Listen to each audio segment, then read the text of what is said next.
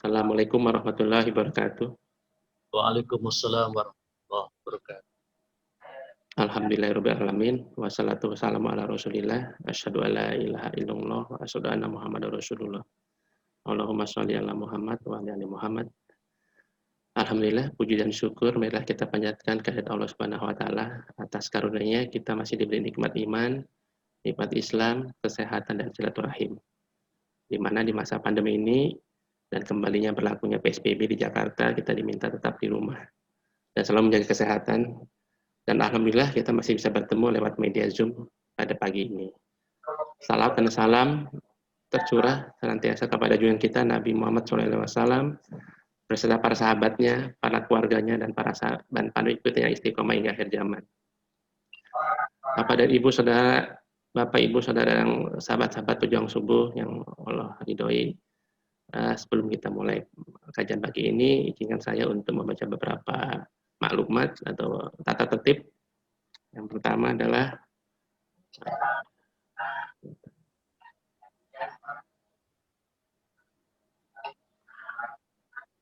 marilah sama-sama kita luruskan niat kita semata-mata untuk mencari ridha Allah Subhanahu wa taala dengan mendengarkan tausiah dari guru kita untuk mendekatkan diri kita kepada Allah Subhanahu wa taala. Kemudian berniat juga dengan berpakaian rapi, sopan, dan menghadap hati dan pikiran kita serta fisik kita, agar kita bisa fokus mendengarkan butiran ilmu dan hikmah dari guru-guru kita. Selama kajian berlangsung, kami akan memute all para peserta dan juga pada peserta yang kiranya mengantuk atau tidak dalam posisi baik, harap untuk stop videonya. Dan nanti akan ada sesi tanya jawab. Kami berikan pertama sesi tanya kepada yang peserta yang akan menyanyikan melalui chat dan akan ada beri kesempatan pada forum. Marilah sama-sama kita memulai kajian ini dengan ucap basmalah bersama-sama. Bismillahirrahmanirrahim. Dan selamat datang kepada para jemaah yang baru bergabung pada kajian pagi-pagi hari ini. Alhamdulillah telah hadir di tengah-tengah kita guru kita Ustadz Taumpuli. Assalamualaikum Ustadz. Waalaikumsalam warahmatullahi wabarakatuh. Ustadz lagi lokasi di mana nih Ustadz? Alhamdulillah sudah di Jakarta, di Pondokopi. Oh di Jakarta. Masya Allah. Sehat Ustadz semuanya? Alhamdulillah. Amin. Mudah-mudahan ya, terima kasih. Juga dalam keadaan sehat walafiat. Terima kasih Ustadz atas kerjaan pada pagi ini untuk memberikan kajiannya. Alhamdulillah pada pagi ini dengan Ustadz akan memberikan tausiahnya dengan tema hakikat hidup. Untuk itu kami persilakan Ustadz untuk memberikan tausiahnya. Alhamdulillahilladzi ja'ala al-'ilma taharatan lin-nufus wa nuran lil-basair wa hadiyan ilal jannah. Wassalatu wassalamu ala Rasulillah wa ala alihi wa ashabihi ajma'in. Amma ba'd.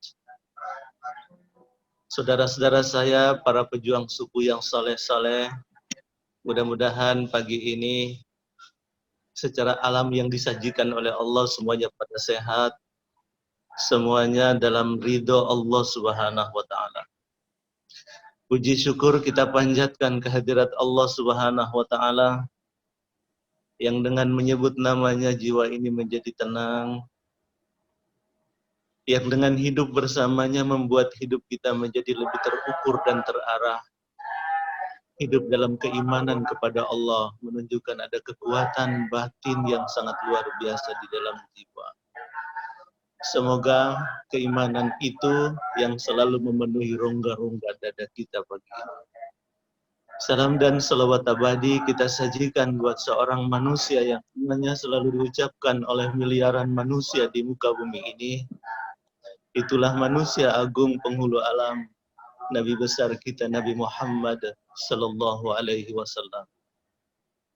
Pagi ini kita akan membedah tema tentang hakikat hidup.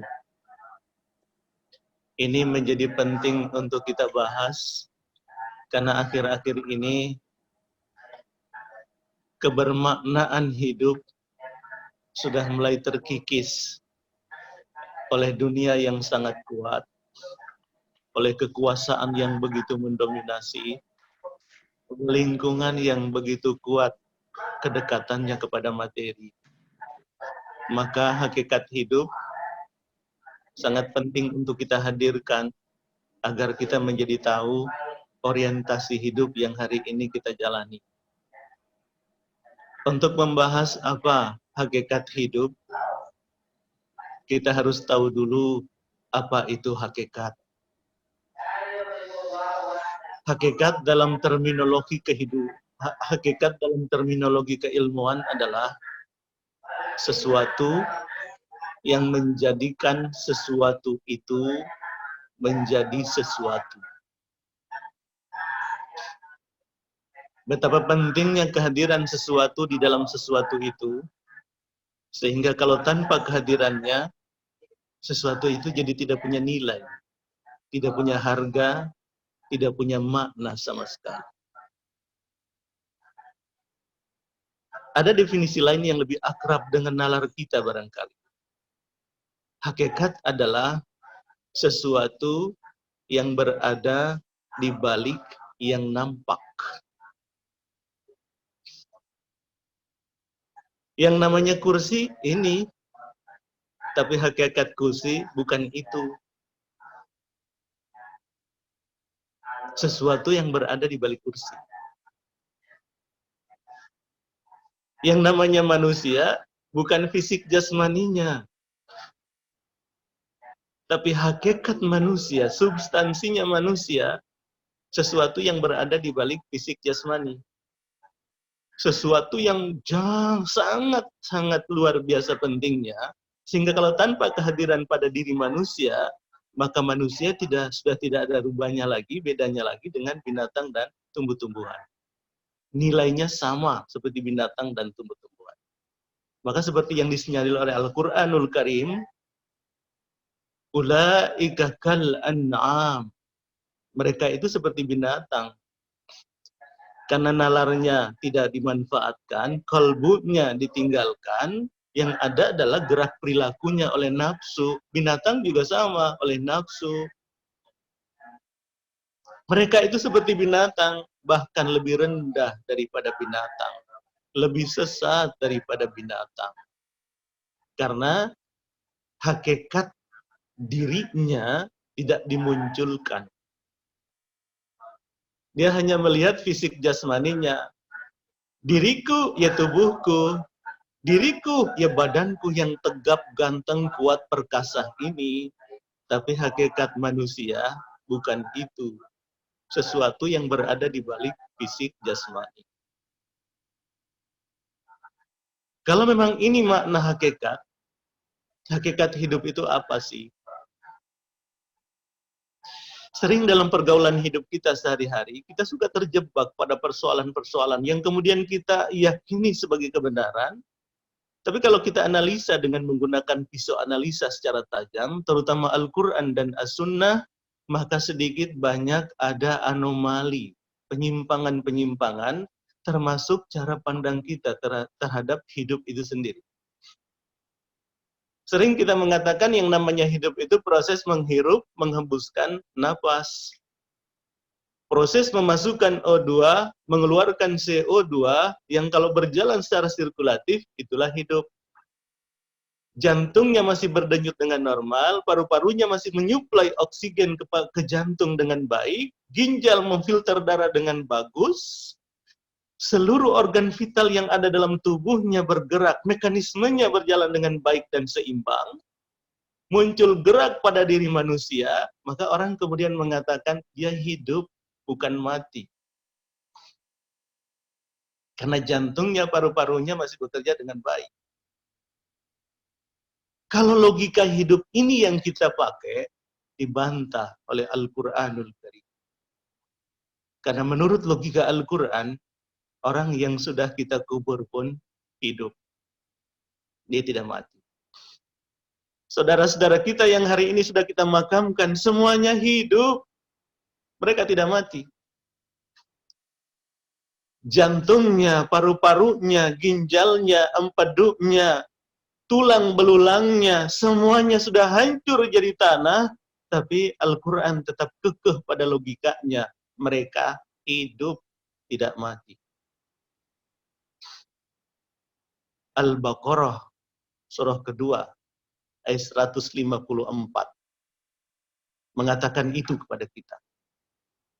Wala taqulu, jangan pernah kalian berkata, jangan kalian meyakini konsep, jangan kalian melontarkan statement ke ruang publik secara terbuka. Liman, terhadap siapa-siapa saja yuqtal, yang gugur, wafat, meninggal fi sabilillah, di jalan Allah dalam kebaikan, dia husnul khatimah, yang pada puncaknya dia menjadi syuhada, menjadi syahid di medan perang. Amwat, mereka mati. Bal ahyaun, akan tetapi mereka hidup. Allah yang mencipta hidup dan mati kita mengatakan bahwa mereka hidup, tidak mati. Walaupun jantungnya sudah hancur jadi tanah, paru-parunya sudah tidak terlihat lagi, semuanya sudah hancur jadi tanah. Bal ahyaun, akan tetapi mereka hidup. Di ujung ayat ini yang perlu kita garis bawahi. Walakin la tash'urun, akan tetapi jarang di antara manusia yang menyadari ini.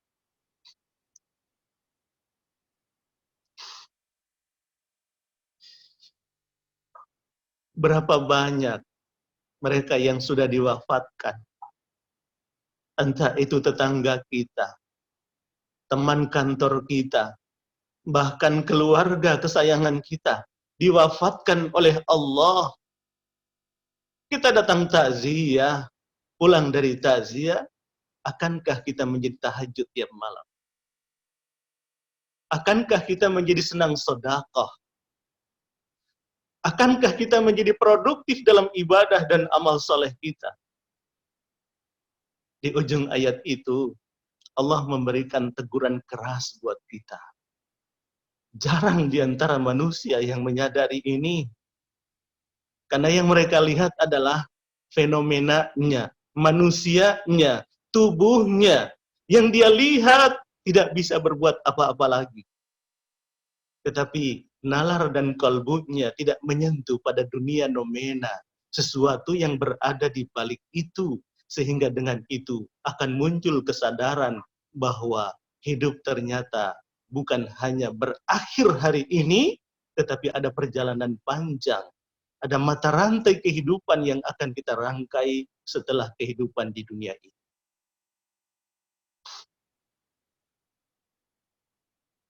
Walakin la tash'urun, jarang di antara manusia yang menyadari itu.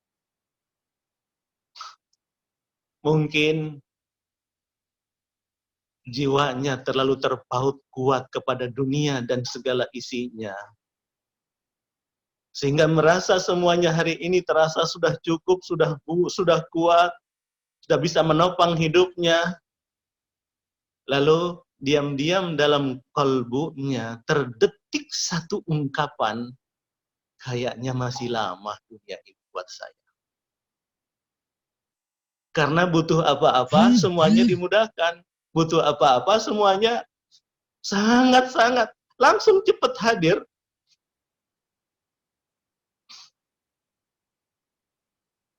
Masya Allah.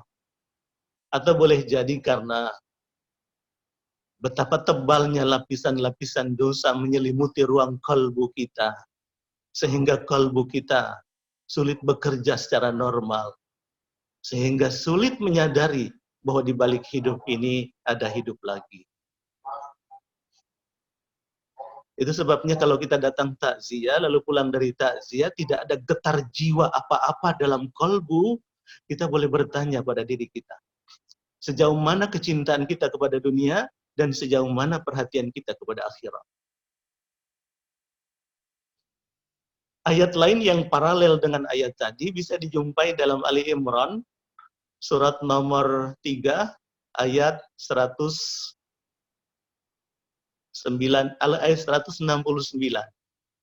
Wala tahsabanna alladhina qutilu fi sabilillahi amwata.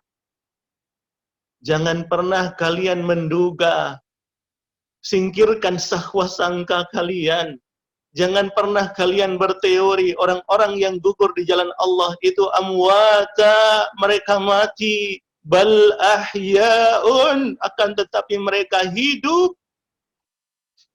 Mereka tidak mati. Maka singkirkan keraguan-raguanmu itu. Kurangi kecintaanmu kepada dunia itu. Kurangi perhatianmu kepada apa yang hari ini kalian anggap sebagai sesuatu yang boleh jadi kekal buat kalian. Ayo. Karena itu akan melemahkan keimanan kalian kepada Allah Subhanahu wa taala. Karena mereka yang wafat di jalan Allah itu amwata, mereka tidak mati, bal ahyaun, akan tetapi mereka hidup. Di mana mereka hidup? Inda rabbihim, di sisi Tuhan mereka. Yurzaqun, selalu mendapat rizki dari Allah Subhanahu wa taala. Mereka hidup inda rabbihim, di sisi Tuhan mereka. Tuhan kita namanya Allah. Allahnya gaib. Kalau begitu alamnya pun alamnya gaib. Maka kalau diskursus tentang alam kubur, jangan yang terlintas dalam benak kita, Tanah Kusir, Pondok Ranggon, Pondok Kelapa, Jeruk Purut, itu kuburan. Bukan alam kubur. Alam kubur itu gaib. Siapapun hari ini menjadi fisikawankah, tidak akan bisa meriset sebetulnya di mana terletak alam kubur itu. Stephen Hawking, fisikawan modern, tidak akan mungkin melacak di mana eksistensi alam kubur. Karena alam kubur itu gaib. Yang ada adalah kuburan, tempat menyimpan jasad kita, jasad yang kelihatan, tetapi substansinya diri, hakikatnya diri, bukan ada pada jasad, bukan ada pada fisik. Tapi rohani, ruh. Di mana mereka hidup? Inda rabbihim, di sisi Tuhan mereka. Dan Al-Quran membocorkan bagaimana keadaan mereka di sana. Secuil dari bagaimana keadaan mereka di sana. Yurzaqun. Yurzaqun itu bentuknya fi'lul mudhari'. Kata kerja yang menggambarkan aktivitas sekarang dan akan datang. Artinya, terhitung yang bersangkutan diwafatkan oleh Allah, sampai di akhirat nanti dia berjumpa dengan Allah, hidupnya selalu mendapat suplai rizki yang tidak pernah putus-putus dari Allah Subhanahu wa ta'ala. Mudah-mudahan para pejuang subuh kita semua, suatu saat nanti saat diwafatkan oleh Allah mendapat suplai rizki yang tidak pernah putus-putus dari Allah Subhanahu wa ta'ala. Jadi keliru kalau kita mengatakan yang namanya hidup itu proses menghirup, menghembuskan napas, karena jantung kita, paru-paru kita, ginjal kita, semuanya masih bekerja secara normal, lalu kemudian kita mengatakan, aku hidup. Belum tentu. Karena orang yang tidak kelihatan lagi jantung paru-parunya, sudah hancur jadi tanah, Al-Quran tadi punya logika. Mereka hidup, walaupun sudah hidup di sana, walaupun sudah meninggal 100 tahun. Bahkan sampai kiamat mereka hidup. Sebaliknya, orang yang sekarang kita katakan hidup, bisa berpindah tempat dari satu tempat ke tempat yang lain. Gerakannya begitu energik. Bisa membangun peradaban. Tetapi divonis oleh Al-Quran sebagai orang yang sudah mati. Ini yang perlu kita garis bawahi. Yang sudah wafat hidup, yang hari ini hidup belum tentu hidup. Surah Fatir, surah 35, ayat 22. Telusuri tafsirnya, renungkan maknanya lebih jauh. Siapa orang yang hari ini kita katakan hidup, tapi divonis oleh Al-Quran sebagai orang yang sudah mati? Orang yang di balik dadanya menganut sistem ketuhanan lebih dari satu. Orang yang syirik kepada Allah Subhanahu wa Ta'ala. Dia tidak percaya diri kalau bertuhankan hanya kepada satu Tuhan, yaitu Allah Subhanahu wa Ta'ala. Lalu kemudian dia tergoda untuk mengangkat kekuatan-kekuatan lain di luar Allah, lalu diagungkan sama dengan Allah Subhanahu wa Ta'ala. Allah tidak mau. Allah marah betul. Maka pelanggaran spiritual dalam konteks ini mengagungkan sesuatu yang selain Allah sama agungnya dengan Allah menjadi pelanggaran yang sangat serius, bahkan sangat berat. Itulah dosa paling besar. Maka resikonya pengampunan dosa jenis ini pun protokolnya sangat ketat. Surah An-Nisa, surah keempat ayat 48. Innallaha la yaghfiru an yushraka bih wa yaghfiru ma duna dzalika liman yasha. Sesungguhnya Allah tidak akan mengampuni dosa orang-orang yang mensyirikannya dengan sesuatu pun. Tapi Allah mau membuka ampunan itu, membuka pintu ampunannya itu kepada siapapun yang dikehendakinya. Tergantung kesungguhan kita pada saat mendekat kepada Allah untuk meminta ampun kepadanya. Allah menggrendel. Artinya, untuk mendekat dalam rangka untuk meminta ampunan dari dosa yang bernama syirik, protokolnya sangat ketat. Protokolnya sangat ketat. Karena yang kita tohok adalah kehormatan Allah, eksistensi Allah, martabat Allah Subhanahu wa Ta'ala. Allah Maha Mampu dianggap tidak mampu, Allah begitu kuat dianggap tidak kuat, lemah. Allah tidak akan mengampuni dosa orang-orang yang mensyirikannya dengan sesuatu pun, tapi Allah mau membuka diri, mengampuni dosa yang selain itu bagi siapa-siapa saja yang dikehendaki.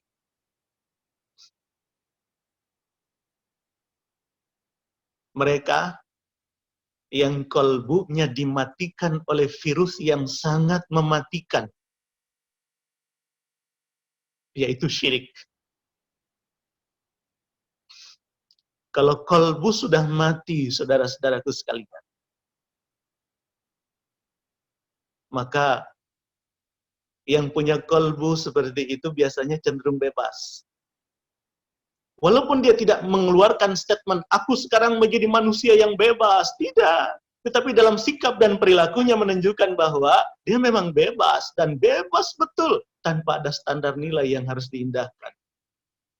Biasanya kalau seperti itu, sebetulnya kalbunya sedang mati. Karena dimatikan oleh virus yang menggerogoti kalbunya, yaitu syirik.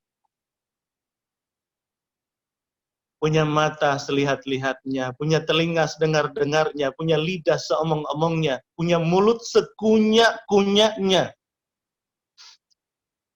punya abdomen perut besar seisi-isinya, punya tangan sekerja-kerjanya, punya kaki selangkah-langkahnya. Bebas, tidak ada standar nilai. Baik menurut dia adalah baik menurut hawa nafsunya. Benar menurut dia adalah benar menurut hawa nafsunya. Bukan benar dan baik menurut Allah Subhanahu wa Ta'ala. Maka orang beriman itu adalah orang yang ketika memandang ke atas, yang ada hanya Allah, nggak ada yang lain. Ketika setan datang menggoda dirinya untuk mengangkat satu kekuatan dari dunia, hawa nafsu kah, ilmunya kah, kekuasaannya kah, hartanya kah, harta pun banyak, emas kah, mobil kah, rumah kah, atau keluarganya, istrinya, anaknya, ketika dia angkat melewati dirinya, lalu kemudian disandingkan di samping Allah, dia redam betul gejolak nafsunya untuk tidak mau menjadikan yang selain Allah menjadi Tuhan. Karena orang beriman yang hanya satu-satunya kalbunya penuh dengan keimanan, tidak ada yang lain, ketika memandang ke atas yang ada hanya Allah. Memandang ke bawah alam raya dan segala isinya. Matahari, bulan, bintang gemintang, pohon, batu-batu besar. Itu di bawah manusia. Memandang ke samping semua manusia yang lain. Hari ini jikalau kita sebagai suami, istri kita. Istri, suami. Jikalau kita sebagai orang tua, anak-anak kita. Anak-anak, orang tua kita. Sama. Sama nilainya. Kalau di pesantren ada kiai, ada santri, semuanya sama. Semuanya sama. Kalau di kantor ada atasan, ada bawahan, semuanya sama dalam agama kita. Semuanya sama. Maka matahari yang derajatnya di bawah manusia,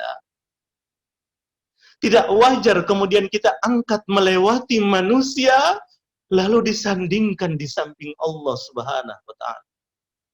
Bulan, bintang, gemintang, pohon, batu-batu besar, derajatnya di bawah manusia. Buat disamakan dengan manusia saja tercela berat dalam agama kita, dan manusia tersinggung kalau disamakan dengan binatang. Manusia tersinggung. Tapi ketika dia angkat melewati manusia, ini udah masuk pada ranah spiritual yang sangat kacau dan membuat kitanya akan rendah betul.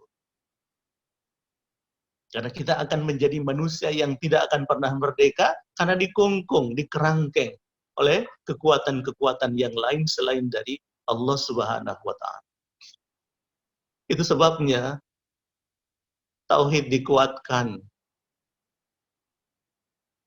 sehingga kita tidak akan menjadi manusia yang bebas. Kalau kita menangkap, mencermati fenomena akhir-akhir ini, di mana kekuatan dunia begitu jauh masuk ke dalam relung jiwa dan kalbu kita. Dia memakan semua nilai-nilai spiritual, menggeser semua nilai-nilai spiritual. Akhirnya kemudian yang besar adalah dunia, yang besar adalah kekuasaan, yang besar adalah ilmu pengetahuan, yang besar adalah harta, materi, uang. Yang besar adalah hawa nafsu, yang besar adalah gue, diriku, diriku, diriku. Sadarlah, wahai saudara-saudaraku. Itu pertanda bahwa di dalam kalbumu bukan dengan iman. Perilakumu sekarang sedang dibentuk oleh syirik. Perilakumu sekarang sedang dibentuk oleh satu paham yang menistakan agama, yang merendahkan nilai-nilai spiritual, menjauhkan nilai-nilai agama. Kamu sedang bukan bertuhan kepada Allah. Kamu sedang menghamba kepada yang lain selain dari Allah Subhanahu wa Ta'ala. Kita harus sadarkan kepada semuanya. Ayo, mari masuk ke dalam lingkungan Allah. Mari masuk ke dalam lingkungan agama. Karena kita sekarang ini sedang keluar. Kita sekarang ini sedang mengucapkan sayonara kepada agama.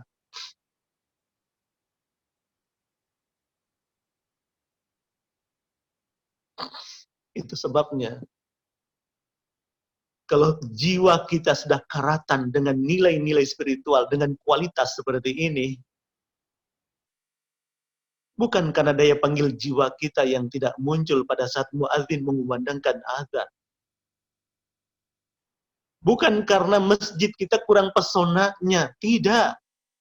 Mewah masjid kita, isinya luar biasa canggihnya. Tetapi jangan-jangan masjidnya yang tidak mau didatangi oleh kita karena kitanya begitu kotor luar biasa. Dan kekotoran itu dimulai dari karena kita syirik kepada Allah Subhanahu wa Ta'ala. Karena dia mematikan kalbu kita. Dan kalau tata nilai yang ada dalam kalbunya lemah, pandangan kita kepada nilai apapun lemah. Baik, buruk, benar, salah, halal, haram, perintah, larangan. Semuanya boleh. Semuanya boleh. Karena tidak ada yang ditakuti. Ditakuti kalau ada atasan, ditakuti kalau ada teman, ditakuti kalau ada manusia yang lain. Bukan takut kepada Allah lagi. Nah, kalau jiwa kita, kalbu kita sudah dikerangkeng dengan kekuatan yang lain selain dari Allah seperti ini, logika Al-Quran, kita sebetulnya sudah mati dalam hidup. Kita sebetulnya sudah mati dalam hidup. Ayat lain yang satu napas dengan ayat ini. Al-Baqarah, surah kedua, ayat 96. Yawaddu ahaduhum law yu'ammaru alfasana. Ada segelintir kelompok manusia yang ingin hidup 1000 tahun lagi. Tengok hari ini, adakah manusia yang punya umur 1000 tahun? Tetapi nyatanya Quran mensinyalir ada kelompok manusia yang memunculkan keinginan yang tidak realistis. Mereka ingin hidup 1000 tahun lagi. Wa ma huwa bimuzahzihi minal azabi ayyu'ammar.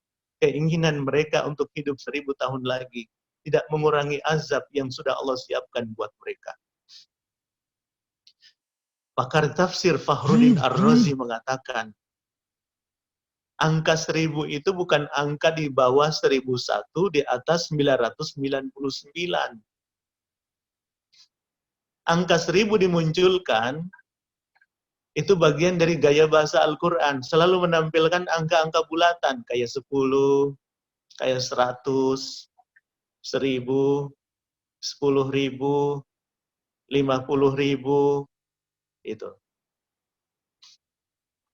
Tetapi kata beliau, mereka bukan ingin hidup 1000 tahun lagi, tetapi mereka sebenarnya ingin kekal saja di dunia ini. Tidak usah mati-mati. Udah hidup saja di dunia ini. Tapi keinginan mereka yang tidak realistis ini, cita-cita mereka yang muluk-muluk ini, tidak mengurangi azab yang siap menunggu kehadiran mereka di sana.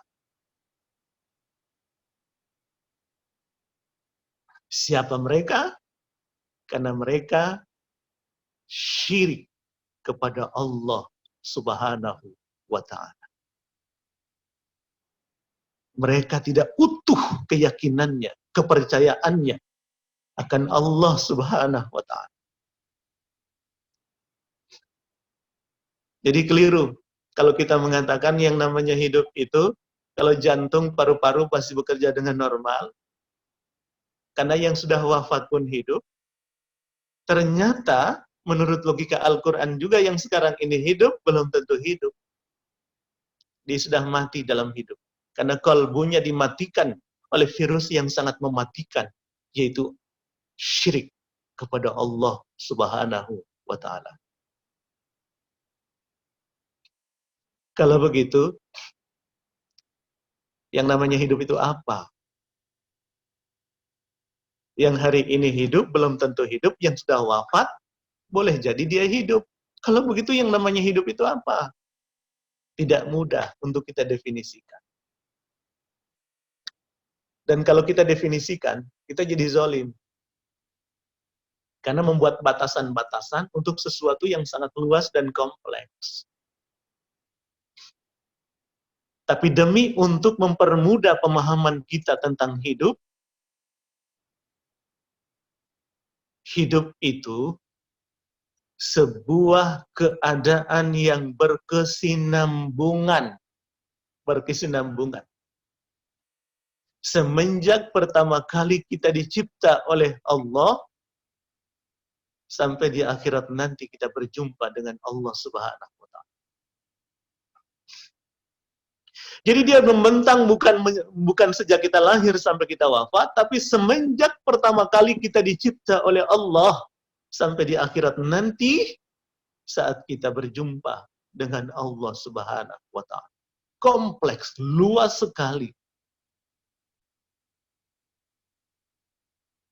Pertanyaan besarnya adalah, kapan pertama kali kita dicipta oleh Allah?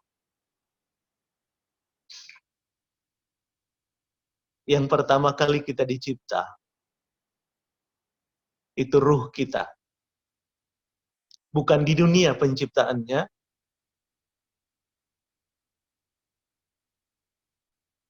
tapi di alam arwah.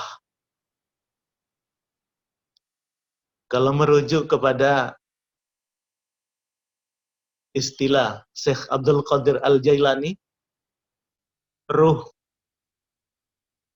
yang sebelum masuk ke dunia, mereka sudah dicipta, tinggalnya di sebuah alam yang namanya alam lahut.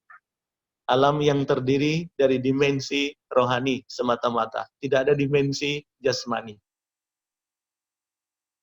Yang dicipta pertama kali dari diri kita adalah ruh kita. Bukan jasmani. Ruh kita.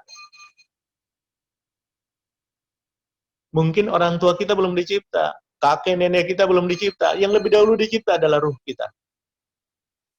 Mereka hidup di alam lahut. Alam yang terdiri dari dimensi rohani semata-mata.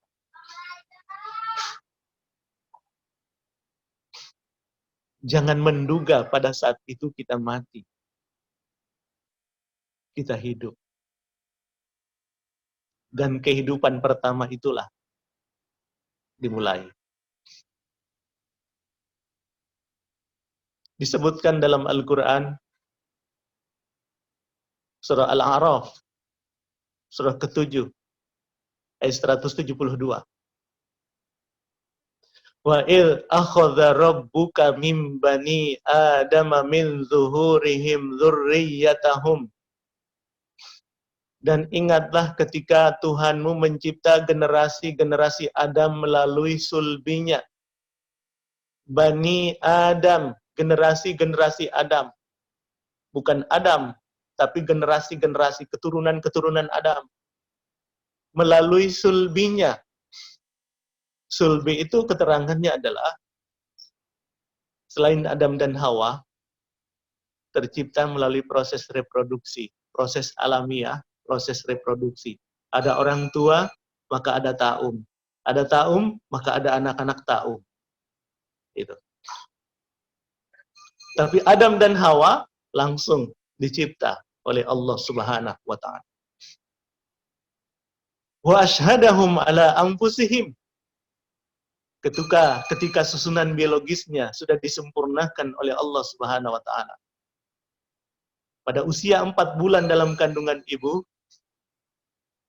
ketika fisiknya sedang bergerak menuju kesempurnaan dirinya, Allah turunkan ruh di bawah oleh malaikat. Wa yursalu alaihil malak. Diutusnya malaikat. Wa yanfukhu fihi ruh. Lalu ditiupkan ke dalam janin itu ruh. Tapi sebelum itu ruh, di bawah turun malaikat, dipertemukan dengan fisik jasmani, dipertemukan dengan janin, itu ruh, diangkat komitmennya dulu. Dimintakan syahadatnya dulu oleh Allah Subhanahu wa Ta'ala. Disuruh baca syahadat. Ditanya oleh Allah. Wa ashhadahum ala anfusihim. Lalu kemudian Allah minta persaksian semua ruh yang sudah dicipta itu, yang mau dipertemukan dengan jasmaninya. Alastu birabbikum. Apakah kamu tetap meyakini saya adalah Tuhan kamu? Qalu Ruh-ruh itu menjawab, kita dulu waktu di sana menjawab, bala, tentu, syahidna, kami bersaksi, kami bersyahadat, Tuhan kami Engkau saja. Kita bersyahadat, membuat kesaksian di hadapan Allah, Tuhan kami Engkau saja, ya Allah. Tidak kepada si A yang masih hidup walaupun dia terhormat, tidak kepada si B yang sudah wafat walaupun dia mulia dalam hidupnya, apalagi menghambakan diri kepada benda-benda yang tidak bernyawa. Qalu bala syahidna. Kita rame-rame menjawab, iya ya Allah, kami bersyahadat, Tuhan kami Engkau saja ya Allah.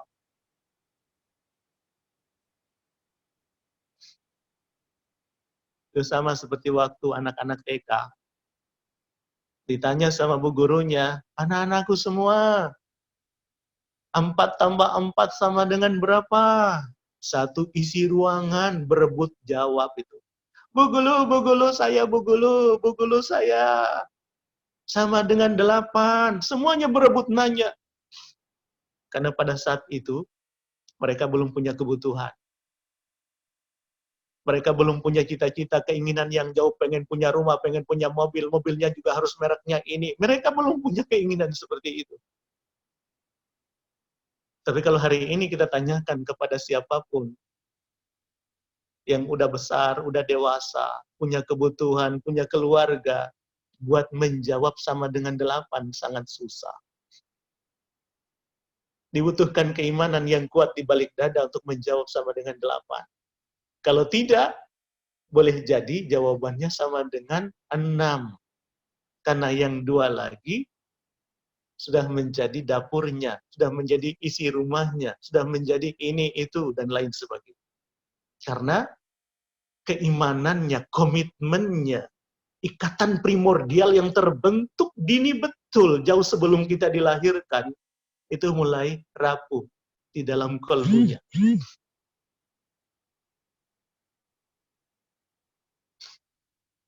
Tadi kita menjawab, Tuhan kami Allah, kami menjadi saksi, kami bersyahadat.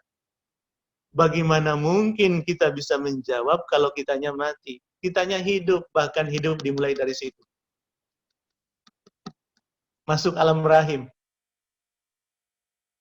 Ruh ditiupkan 4 bulan dalam kandungan ibu. Ruh baru dipertemukan dengan jasmani 4 bulan.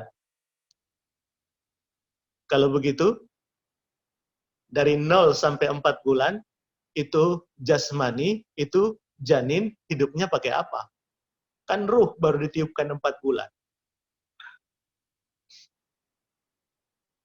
Di sini sebetulnya tersirat.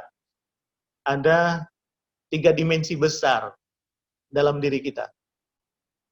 Pertama, jasmani, yang dicipta Allah dari tanah.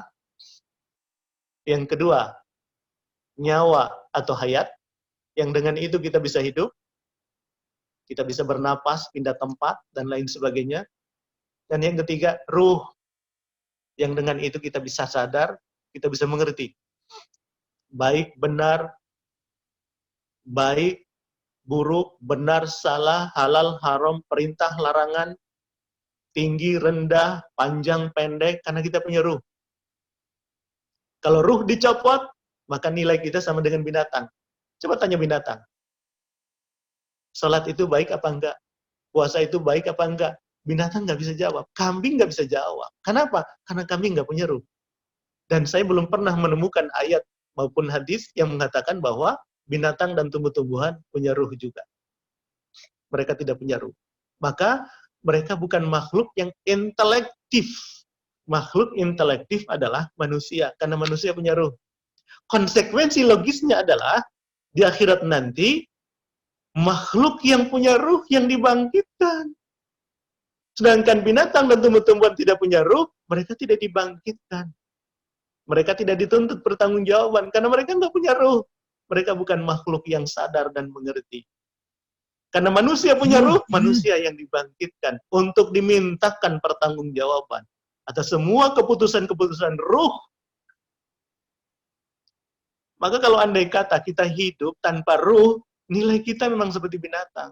Binatang hanya punya fisik, punya nyawa, hayat, tapi nggak punya ruh. Nggak punya ruh. Itu.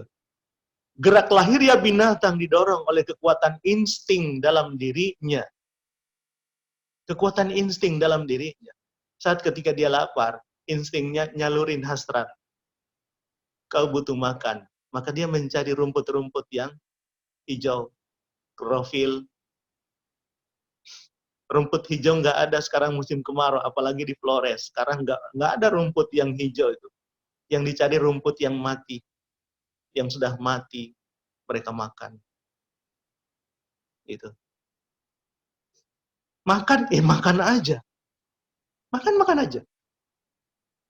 Tapi kalau manusia mau makan aja tanpa ada filter, tanpa ada nilai halal haram dan lain sebagainya, ya sama seperti binatang lah.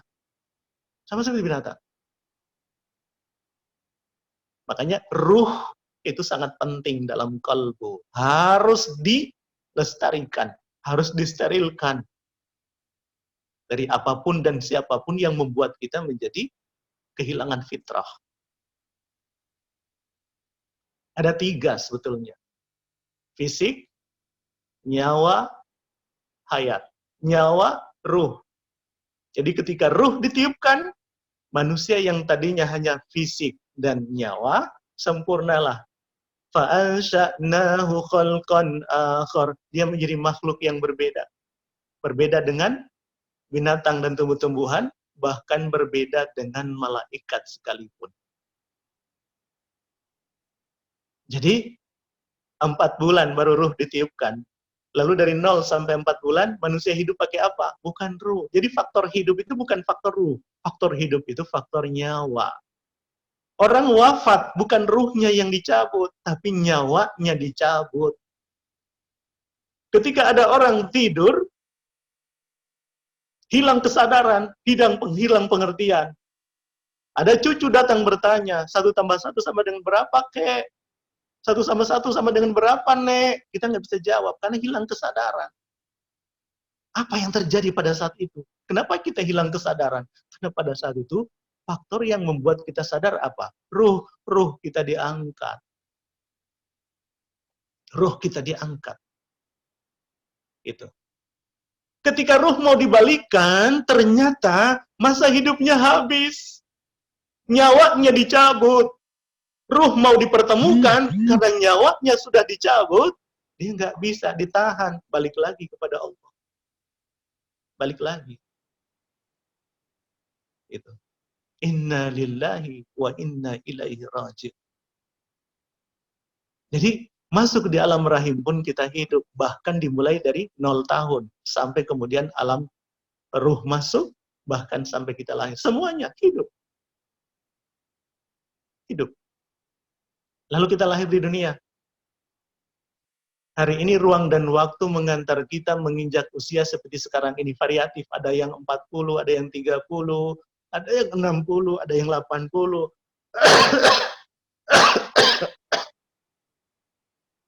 Mohon maaf. Variatif.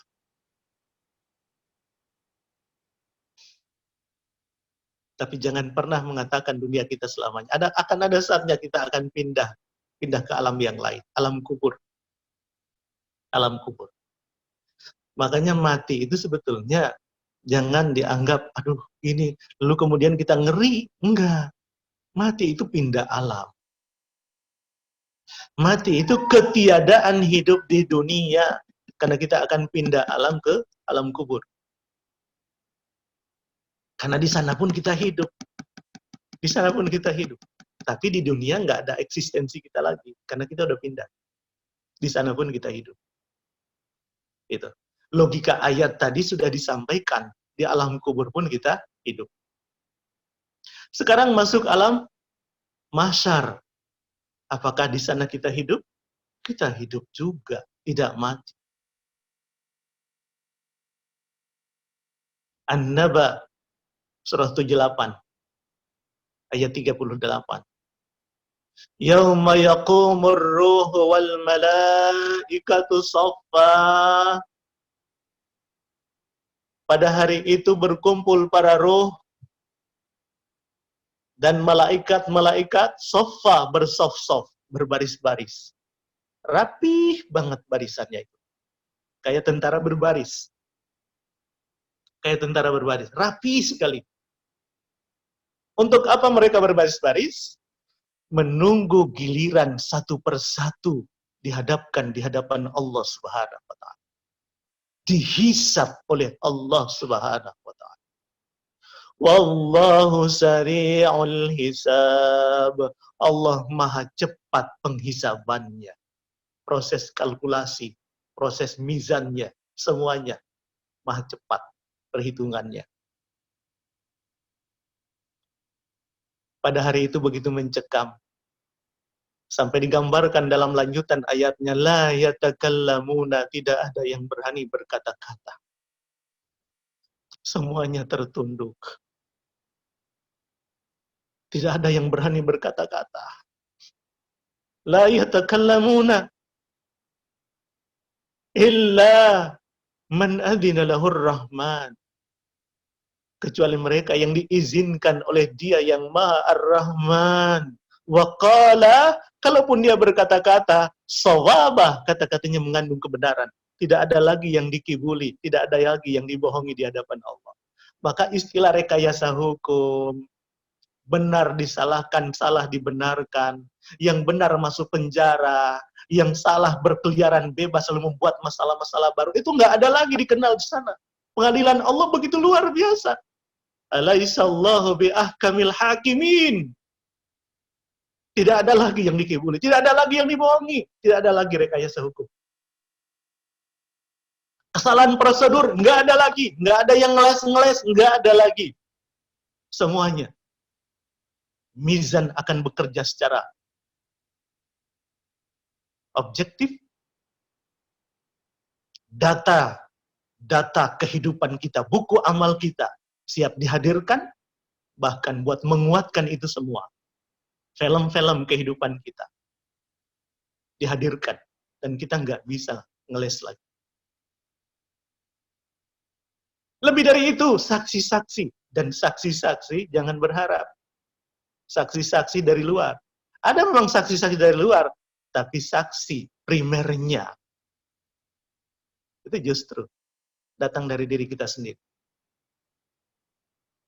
Al-yawma nakhtimu ala afwahihim wa tukallimuna aydihim wa tashhadu arjuluhum bima kanu yaksibun. Pada hari itu kami kunci mulut mereka. Lidah kita keluh, nggak bisa bekerja dengan baik, nggak bisa mengeluarkan kata-kata. Dikunci mulut kita. Wa tukallimuna aydihim, berkata kepada kami tangan-tangan mereka. Kenapa tangan-tangan mereka? Yang paling aktif itu tangan kita.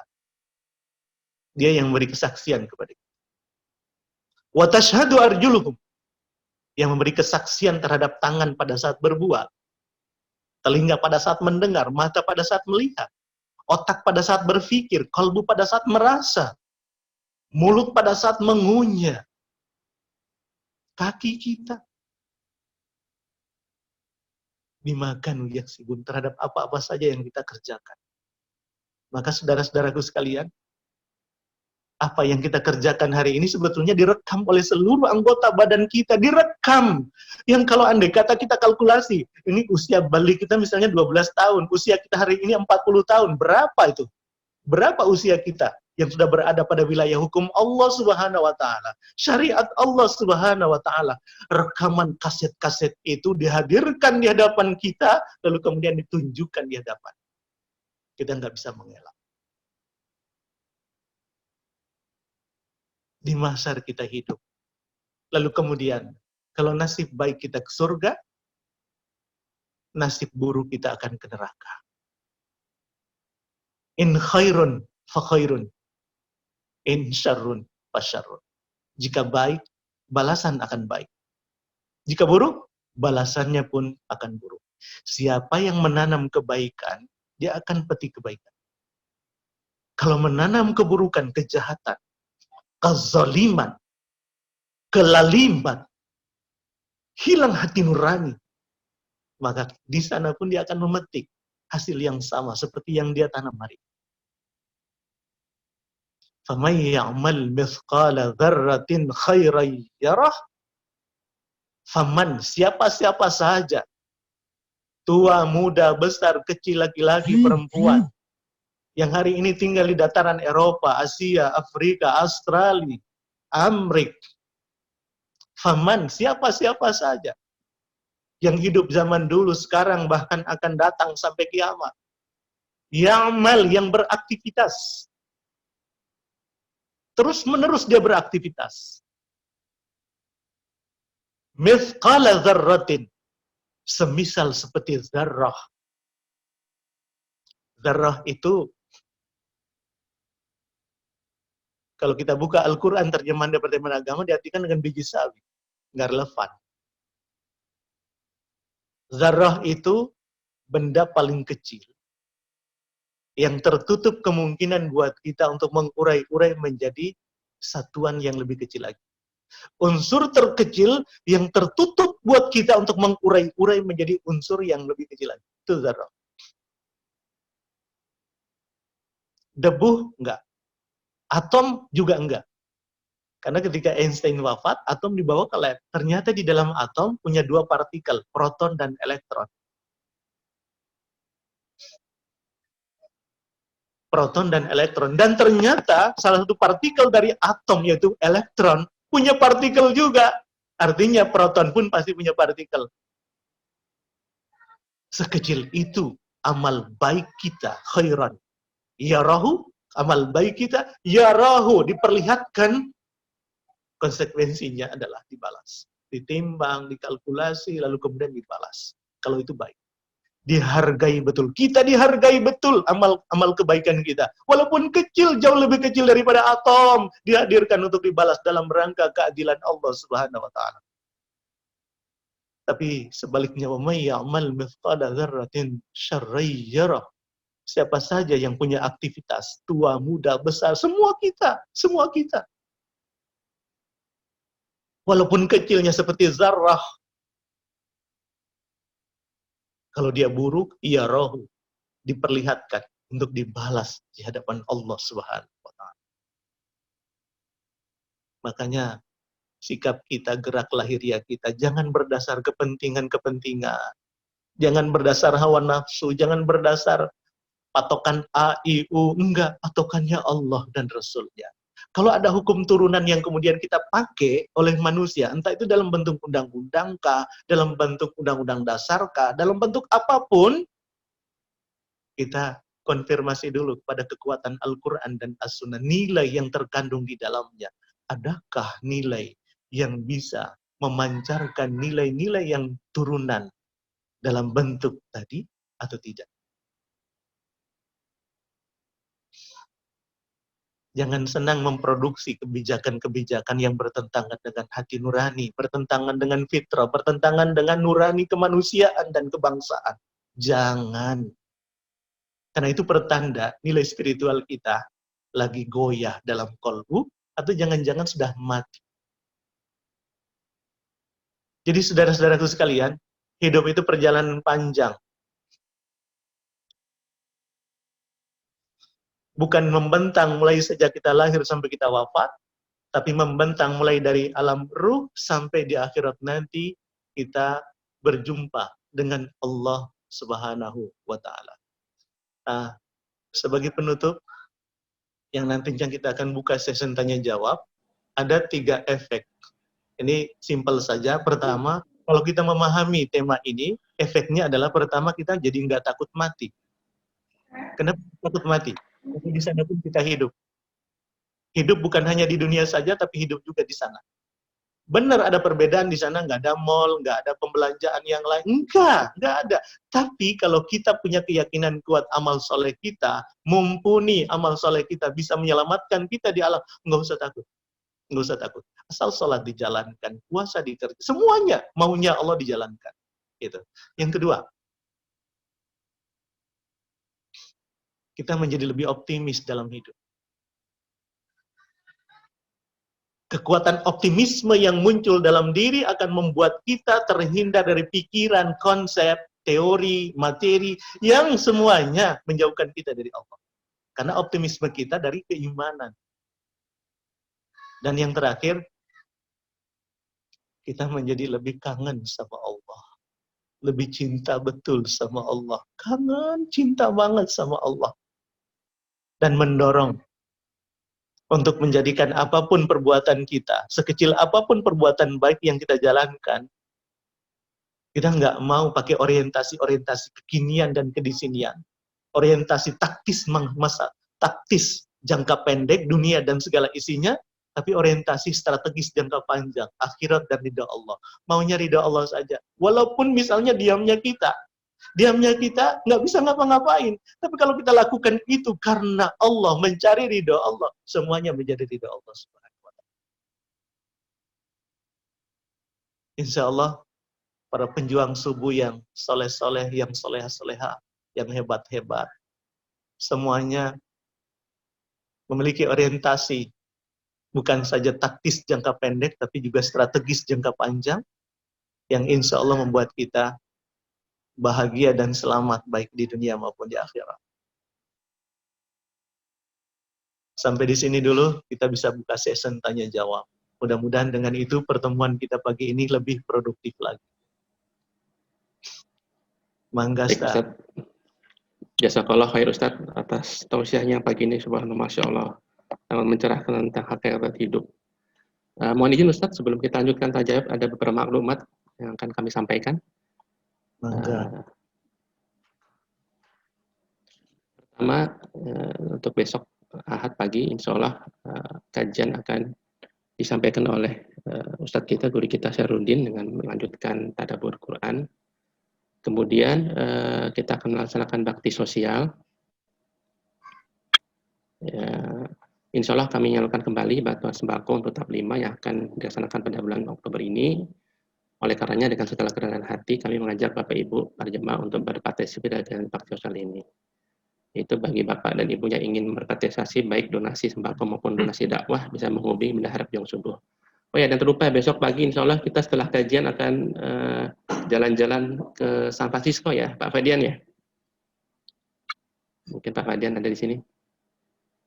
Ya, insya Allah besok setelah kajian jam 7 pagi hingga jam 8.30 kita akan mengunjungi saudara kita, saudara muslim kita di Amerika, di San Francisco, berkunjung ke masjid dan mengunjungi keluarga-keluarga muslim di sana. Kemudian maklumat berikutnya adalah tentang kajian bedah Iqra. Nah, ini saya mohon kepada Pak Edi bisa menyampaikan langsung. Pak Edi, monggo silakan Pak Edi. Baik. Terima kasih. Assalamualaikum Pak Widodo. Kemudian Pak Ustadz Taumbuli yang dirahmati Allah, Ustadz. Alhamdulillah luar biasa tausiahnya. Dan perkenankan pada kesempatan ini kami atas nama manajemen Pejuang Subuh Pondok Indah juga mengumumkan yang terkait dengan tadi hakikat hidup sebenarnya, yaitu untuk kajian bedah Iqra atau kajian Al-Quran, yang sebagaimana kita ketahui juga di dalam Al-Muzammil, ayat 4 terutama, dikatakan, Auzid alaihi warotilil Qur'ana tartila, maka bacalah Quran itu dengan tartil. Maka pada kesempatan ini, kami atas nama manajemen membuka kajian bedah Iqra batch kedua, karena kami ingin sekali mengajak para bapak-bapak, ibu-ibu yang mungkin ingin mendalami kembali bacaan-bacaan Al-Quran yang sesuai dengan perintah Allah tadi, kita harus juga bisa membaca dengan tartil. Maka pada kesempatan ini, pada tanggal 18, minggu depan, insya Allah kami akan mengadakan classical training online yang batch kedua. Dengan kami harapkan apabila Bapak-Bapak Ibu mendaftar untuk segera, karena kelasnya terbatas kita ini, yaitu langsung mendaftar ke Iqra, ketik Iqra langsung ke WA admin, yaitu dengan nomor 0811 1730 114. Jadi 17 itu adalah jumlah rakaat, dan 30 jumlah juz kita, dan 114 itu jumlah ayat Al-Quran kita, surah Al-Quran kita. Dan itu yang kami sampaikan. Dan untuk minggu malam, bagi Bapak Ibu peserta yang batch 1, kami masih memberikan kesempatan untuk after training service, yaitu sharing session, pendalaman ilmu-ilmu tajwid untuk implementasi di metode Iqra. Demikian saya kira Pak Agung, terima kasih waktunya, dan terima kasih Pak Ustadz Al-Puli yang sangat bagus tausiahnya. Assalamualaikum warahmatullahi wabarakatuh. Waalaikumsalam. Waalaikumsalam warahmatullahi wabarakatuh. Baik, saya langsung bacakan pertanyaan di chat. Pertanyaan pertama ini dari Ibu Gemala. Assalamualaikum Pak Ustadz. Dalam Islam kita tidak mengenal karma dan saat meninggal arwah menunggu di alam barzah sampai dengan hari pembalasan. Namun arwah yang telah meninggal akan tetap bisa melihat keluarganya sedang apa saja. Bagaimana dengan inkarnasi? Islam tidak mengenal inkarnasi. Ada cerita tentang bagaimana seseorang pernah tinggal di suatu daerah dan anak dari suatu bapak ibu tapi setelah dicek betul ia sudah meninggal seumur hidup. Orang itu pun belum pernah ke sana. Terima kasih. Bagaimana dengan ini? Apakah ini reinkarnasi? Silakan Ustaz. Ya, benar, dalam agama kita tidak ada reinkarnasi, tidak ada hidup kembali. Yang sudah wafat tidak akan balik lagi. Itu, tidak akan balik lagi. Barzah, alam kubur itu nama lainnya adalah barzah. Barzah itu artinya pemisah. Pemisah antara dunia dan kubur. Kayak seperti kaca nako itu. Orang dalam bisa lihat keluar, tapi orang luar nggak bisa ngelihat ke dalam. Seperti apa sih di alam kubur? Itu. Makanya Rasulullah SAW mengatakan, jangan bikin malu kedua orang tua kalian dengan akhlak kalian yang tercela. Karena orang tua kalian melihat. Jangan di alam kubur, pada saat proses transisi, sakarat, proses tidak sadar diri menuju kepada alam kubur, sakarat, itu pandangan mata kita tajam betul. Di balik dinding ada apa, itu kita langsung tahu. Apalagi atas, itu pandangan mata kita. Bahkan begitu tajamnya pandangan mata kita, semua produksi amal baik dan buruk kita diperlihatkan di hadapan Allah. Sehingga ujung-ujungnya kita disaksikan di hadapan kita, surga atau neraka. Maka ada orang ketika diperlihatkan surga, dia tersenyum, ternyata kinerjaku, akumulasi, amal solehku, kerja kerasku, peluh keringatku, menghasilkan surga. Tapi ada orang yang ketika mengakhiri hidupnya, dia bermuram durja. Sedih. Bahkan malaikat memukul depan dan belakangnya. Bukan depan dan belakang saja. Diungkap depan dan belakang saja bukan berarti kanan kiri tidak dipukul. Tidak, artinya dia menjadi wakil. Semua badannya dipukul. Maka dia berteriak. Dia berteriak-teriak. Dia gelagapan. Karena pada saat itu muncul kesadaran terlalu banyak yang terlalaikan dari amal yang harus dijalankan. Sholatnya sekian banyak waktu tertinggal, baru dia sadar di ujung hidup. Zakatnya banyak yang terkalkulasi, yang tidak jujur, di ujung hidupnya ketahuan. Dia menjadi menyesal, tapi sudah tidak bisa lagi. Makanya, sekarang ini, kita kondisikan diri kita sesuaikan sikap dan tingkah laku dengan kemauan Allah dan Rasul-Nya dalam Al-Quran dan As-Sunnah. Karena bersamaan dengan itu muncul optimisme yang sangat luar biasa. Bahkan kita bisa dengan optimisme itu, insya Allah, kita bisa menduga Di barzah kita selamat, di mahsyar kita diselamatkan oleh Allah. Karena amal-amal soleh kita. Kita yang sudah wafat di alam kubur, tinggal di alam kubur sampai kiamat, baru kemudian dibangkitkan. Kita melihat anak-anak cucu kita. Ada orang yang pagi subuh, dia sholat kepada Allah Subhanahu wa Ta'ala. Di sujud terakhirnya dia berdoa sambil menangis, Rabbi ghfirli wali walidayya warhamhuma kama rabbayani shaghira. Ibu bapaknya sudah diwafatkan oleh Allah. Kalau kalimat itu keluar dari lidah anak yang soleh, anak yang soleha, langsung menggetarkan arsy Allah. Allah langsung terima, disampaikan untuk kedua orang tuanya. Maka nikmat kuburnya ditambah oleh Allah. Dia bertanya, minta klarifikasi kepada malaikat. Kenapa hari ini nikmat kubur saya ditambah oleh Allah? Dijawab oleh malaikat, anakmu yang kau tinggalkan, yang 1, 2, 3, itu semuanya jadi anak yang soleh. Baru saja selesai sholat subuh, mereka berdoa kepada Allah, doanya diterima oleh Allah, maka kuburmu hari ini ditambah kenikmatannya oleh Allah. Datang zuhur, datang asar, doa lagi. Datang maghrib, isya, doa lagi. Semua putaran waktu, semua dengan doa. Maka orang tua kita dimanja betul. Makanya di sini enaknya kalau menjadi orang Islam, karena ajarannya itu luar biasa. Yang sudah wafat masih punya keterkaitan yang kuat sekali dengan yang masih hidup. Yang masih hidup. Itu.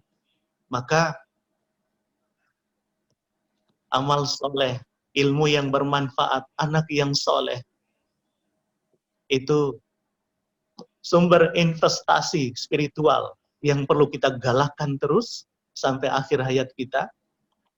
Dan kita tinggalkan anak yang soleh sehingga disuburkan terus amal jariah kita, ilmu yang bermanfaat, dia kembangkan terus amal-amal solehnya sehingga anak solehnya semakin meningkat kualitasnya, maka kita pun selalu mendapatkan suplai kebaikan.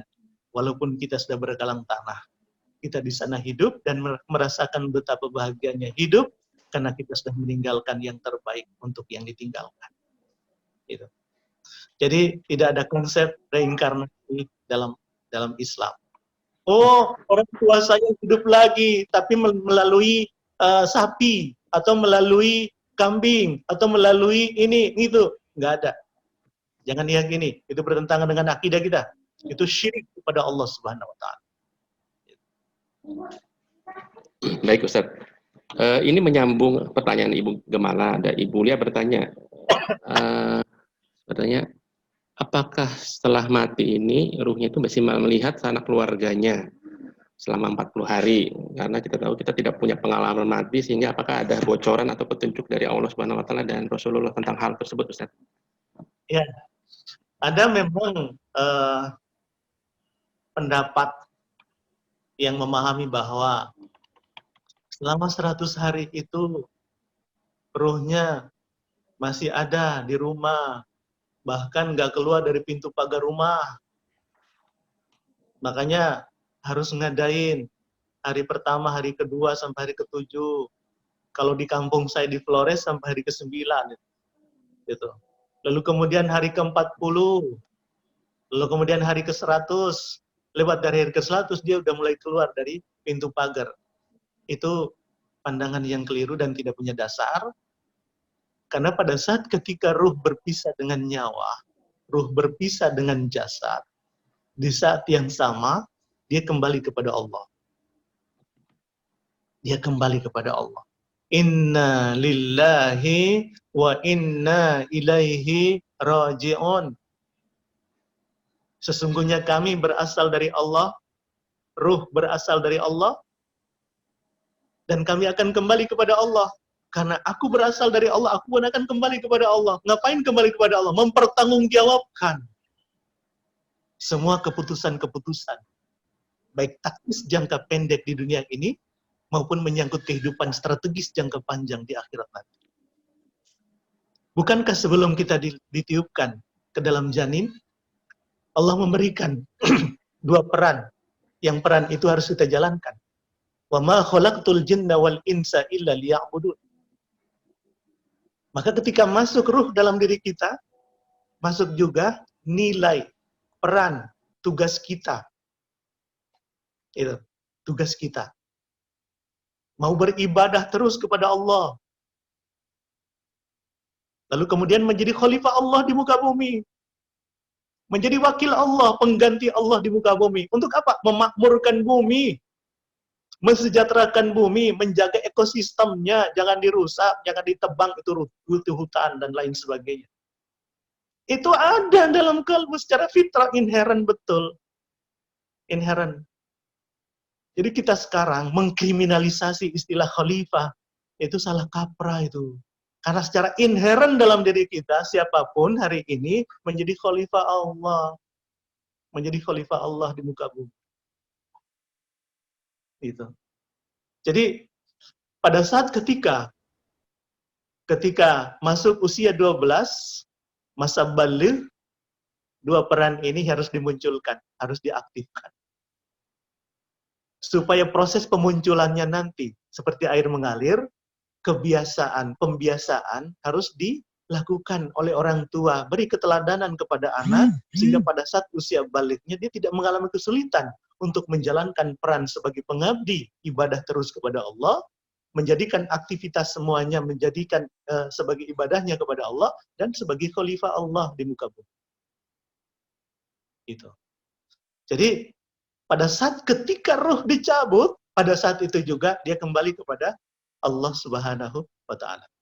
Tadi sudah dikatakan ayatnya, inda rabbihim, mereka hidup di sisi Tuhan mereka. Mereka siapa? Ruh, karena jasadnya sudah dikubur. Ruhnya kembali. Kembali kemana? Kepada Allah. Inda rabbihim, di sisi Tuhan mereka. Yurzakun, selalu dapat rizki dari Allah Subhanahu wa Ta'ala. Rizkinya yang bagaimana? Rizki itu yang tadi disebutkan. Rizkinya rizki spiritual. Sodakoh jariyah, ilmu yang bermanfaat, anak yang soleh, atau amaliyah silaturahim yang selama ini kita kembangkan, dijaga, diteruskan oleh anak-anak kita, maka pahalanya akan ngalir terus buat kita di sana.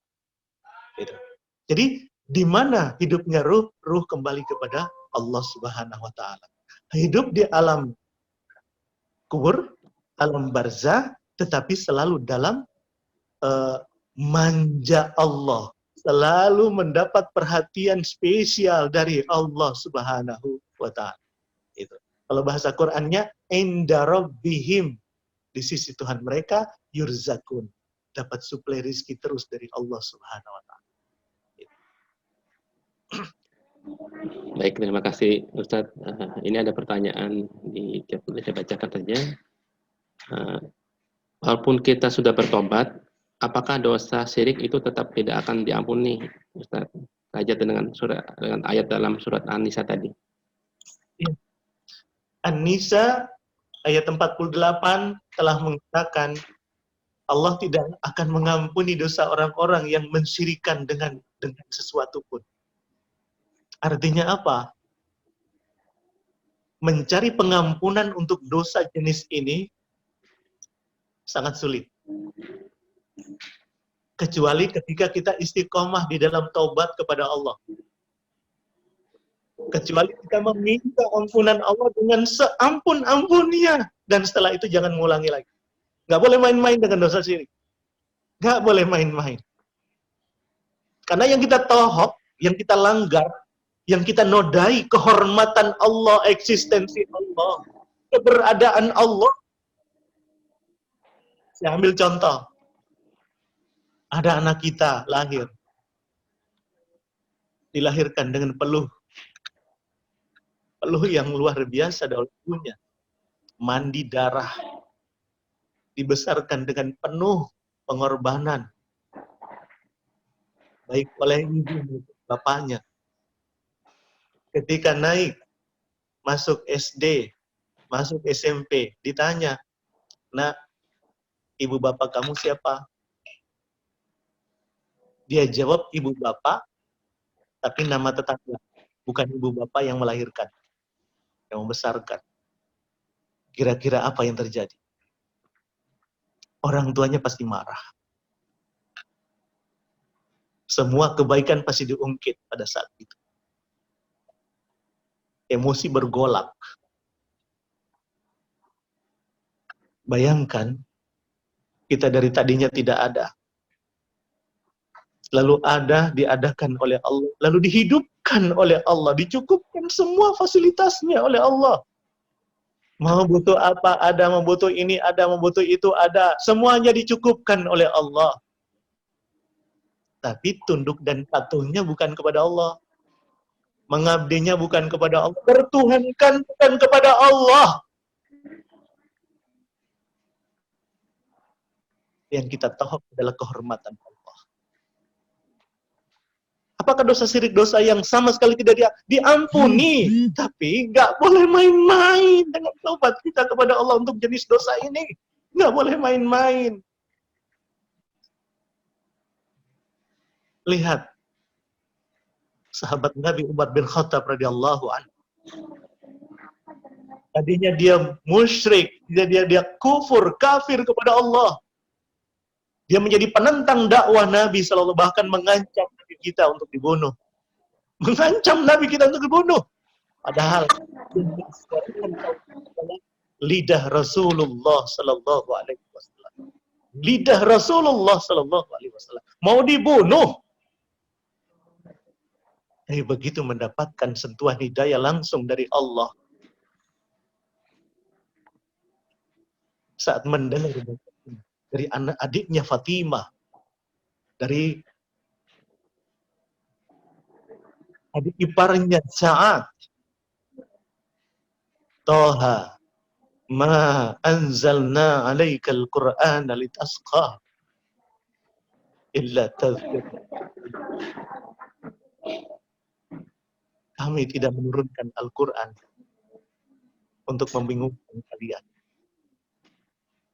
Tapi sebagai peringatan bagi mereka yang takut. Ketika mendengar itu, hatinya langsung jatuh cinta kepada Allah. Maka pada saat itu, bersamaan dengan jatuh cintanya dia kepada Allah, dia mengucapkan syahadatain di hadapan Rasul dan para sahabat. Semuanya mengucapkan takbir, Allahu Akbar, Allahu Akbar. Kegembiraan memenuhi rumah Darul Arqam, Al-Arqam pada saat itu. Pada saat itu, dosa syiriknya diampuni oleh Allah. Dosa kufurnya diampuni oleh Allah. Dan setelah itu, Umar begitu jatuh cinta kepada Allah. Tauhidnya begitu kuat. Bahkan Umar lah yang mengatakan, dia ngomong sama Hajar Aswad, batu. Kamu ini hanya batu. Tidak bisa memberikan manfaat dan menemukan mudarat buat kehidupan saya. Kamu hanya batu kok. Kalau saya tidak pernah melihat Rasul, guruku menciummu, maka aku Umar tidak akan mencium. Begitu kuatnya jiwa tauhid menghunjam ke dalam relung jiwa. Sekali bertauhid, dia tidak akan gugurkan tauhidnya. Dia tidak akan batalkan tauhidnya dengan dunia, dengan emas, dengan anak istri, dengan harta benda, dengan kemewahan apapun yang ada di dunia ini. Dan dia hanya bertuhan kepada Allah Subhanahu. Maka kalau kita ingin bertaubat untuk dosa syirik, nggak boleh main-main. Nggak boleh main-main. Kayak orang main-main untuk tobat dosa korupsi. Hari ini korupsi, aman. Besok korupsi lagi, aman. Lusanya korupsi lagi, aman. Karena aman, berjamaah ngajak temannya untuk rame-rame korupsi. Jangan begitu cara tobat kita kepada Allah untuk dosa syirik. Itu sebabnya ayo mawas diri. Jangan jatuh untuk dosa yang lain. Tapi jangan jatuh untuk dosa syirik. Jangan jatuh untuk dosa syirik. Karena dia akan merenggut aset kita yang paling mahal, tauhid kita kepada Allah. Karena tauhid itu mengikat kita sebenarnya kita pada saat sebelum kita lahir. Kalau itu terpotong, hampah kalbu kita, blank, hilang kekuatan. hilang kekuatannya. Dan orang kalau sudah memiliki kualitas kalbu seperti gampang stres, mudah depresi, dia menjadi penghamba dunia. Rawat baik-baik kalbu kita, bapak-bapak, ibu-ibu sekalian. Rawat baik-baik kalbu kita, terutama dari kemungkinan jatuh karena dosa kepada Allah.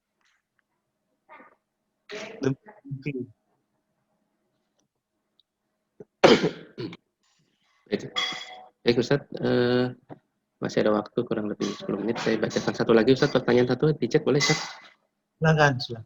Nanti sebelum kita buka di forum. Sebenarnya ada yang intinya bagaimana di usia kita yang sudah di atas rata-rata 50 tahun ini, tapi masih mencintai lebih banyak dunia Ustadz. Bagaimana supaya kita ini bisa mementingkan akhirat ya Ustadz? Ya itu saja pertanyaannya. Ya, mulailah dari 3. Sama banyak zikir kepada Allah. Ingat-ingat Allah. Ya ayyuhalladzina amanu, ya orang-orang yang beriman, ulkurullaha dzikran katsira. Zikirlah oleh kalian kepada Allah dengan zikir yang sebanyak-banyaknya. Kenapa dengan yang sebanyak-banyaknya? Karena zikir nggak mengenal ruang dan waktu. Kapan saja, di mana saja kita bisa zikir kepada Allah. Maka zikirlah sebanyak-banyaknya kepada Allah. Dan semakin sering kita menyebut-nyebut nama Allah, semakin ada getar lain dalam kalbu kita. Ada rasa takut. Ada rasa ingin mendekat. Mulai mencintai kebaikan-kebaikan yang dimaui oleh Allah. Mulai mendekat kepada Al-Quran, mau membaca. Mau menghadiri taklim-taklim yang di situ dikembangkan tafsirul Quran. Lalu kemudian diinternalisasikan ke dalam nalar dan kalbu. Nalarnya penuh dengan ilmu. Maka ada ilmu fisika misalnya, ada ilmu filsafat misalnya, ada ilmu ABC misalnya. Ketika sudah masuk nilai-nilai spiritual seperti itu, maka dia akan payungi, dia akan jaga, sehingga tidak menjadi liar. Menjadi liar. Hari ini banyak yang dokter, banyak yang pintar-pintar, tetapi kemudian menjadi liar. Itu. Kita dekat, banyak zikir kepada Allah Subhanahu wa taala. Zikir yang sebanyak-banyaknya. Jadi jangan hanya dibatasi zikir setelah sholat, 33 tasbih, 33 hamdalah, 33 takbir. Jangan. Sebanyak-banyaknya. Yang kedua, dawamkan wudu. Mulai dari sini. Dawamkan wudu. Sambung wudu. Wudu jangan hanya dipakai pada saat mau sholat. Tapi untuk kehidupan. Kalau batal, wudu lagi. Batal, wudu lagi. Sehingga hidup kita punya rem. Mau mikir apa saja, kalau udah mulai nyebrang, langsung ada rem. Mau bersikap apa saja, kalau udah nyebrang, langsung ada rem. Mau melakukan apa saja, kalau ada, langsung ada rem. Ada rem, ada pengendali. Karena kita punya wudu. Sebelum berwudu, kita nggak bisa membuka akses ke atas. Setelah berwudu, kita punya kemungkinan untuk membuka akses ke atas. Dan di situ ada rasa takut, ada relasi yang aktif terus antara kita dengan Allah, dan di situ muncul rasa malu dan lain sebagainya. Kemudian yang terakhir, hiasi malam dengan tahajud, sepertiga akhir waktu malam. Dekatlah kepada Allah. Kalau sudah dekat dengan zikir, sudah dekat dengan mendawamkan wudu, tingkatkan. Ayo tahajud. Tahajud. Dekat. Pak Ustadz, saya hanya bisa 2 rakaat. Enggak apa-apa. Enggak apa-apa, saudara. Enggak apa-apa. Tapi lamakan tahajud yang 2 rakaat itu. Renungkan. Rasakan kehadiran Allah pada saat itu. Isi keluangan waktu antara tahajud sampai subuh dengan tilawah Al-Quran. Tadi ada program tilawah Al-Quran, Iqra, itu cakep banget. Cakep banget, teruskan. Jangan pada saat hari Ahad saja kita tilawah Al-Quran, Iqra. Ayo, lanjutkan terus. Terutama pada masa transisi waktu antara tahajud dengan subuh. Itu. Kalian akan menemukan keikhlasan yang sangat berkelas. kita akan mendapatkan ketenangan yang sangat luar biasa. Ketenangan yang kita peroleh pada saat itu, ketenangan yang berbeda dengan hati kita tenang karena punya mobil baru. Hati kita tenang karena anak kita menghadiahi kita cucu baru. Melampaui ketenangan karena kita memperoleh fasilitas dunia. Karena kita mendapatkan ketenangan yang berbeda. Guyuran-guyuran rahmat pada malam itu membuat jiwa ini merasakan ketenangan yang gak bisa digambarkan dalam bentuk apapun. 3 cara ini dimulai dari sekarang. Banyak zikir, dawamkan wudhu, tahajudlah tiap malam. Insya Allah hidup kita selalu dalam keridhaan Allah Subhanahu wa Ta'ala. Jazakallah khair Ustaz. Ya, Amin. semoga ini bisa menjawab pertanyaan dari tadi. Waktu sudah jam 7. Apa boleh 1-2 lagi Ustaz pertanyaan dari forum? Masih ada waktu Ustaz? Masih ya Ustaz ya? Kalau bisa. Maaf saya Chandra. Bagaimana Ustaz? 1 aja nggak apa-apa. 1 saja. Ya. Mungkin dari Pak Taufik ya. Pak Taufik tadi bertanya di chat, bisa langsung Pak Taufik bertanya di... Ya, silakan Pak Taufik. Assalamualaikum Ustaz. Waalaikumsalam warahmatullahi wabarakatuh Pak Taufik. Bagaimana kabar Ustaz? Sehat Ustaz ya? Alhamdulillah, mudah-mudahan Pak Taufik juga sama. Amin. Ustaz, saya mau tanya itu Ustaz. Ali Imran 169. Mungkin ada kaitannya yang Ustaz uraikan tadi. Hiduplah kamu sebelum mati. Tapi mati itu kamu bisa hidup. Itu Ustaz. Ya. Jadi Ali Imran 169 Ustaz. Ya. Mohon pencerahannya Ustaz. Terima kasih. Assalamualaikum warahmatullahi wabarakatuh. Terima kasih Pak Agung. Ya. Hiduplah kalian sebelum mati. Artinya, ayo beribadah, beraktivitas, bekerja sesuai dengan maunya Allah. Jadikan semua sebagai ibadah kalian kepada Allah. Seperti peran kehadiran kita, "Wa ma khalaqtul jinna wal insa illa liya'budun." Karena kalian akan hidup setelah kehidupan ini. Itu cakep. Memang sejak searah dengan ayat ini. Searah dengan ayat ini. Karena kita hidup di sana juga, kita butuh fasilitas untuk hidup. Fasilitas untuk hidup apa? Penopang untuk hidup apa? Rizki untuk hidup apa? Kita harus siapkan pada saat kita hidup di dunia.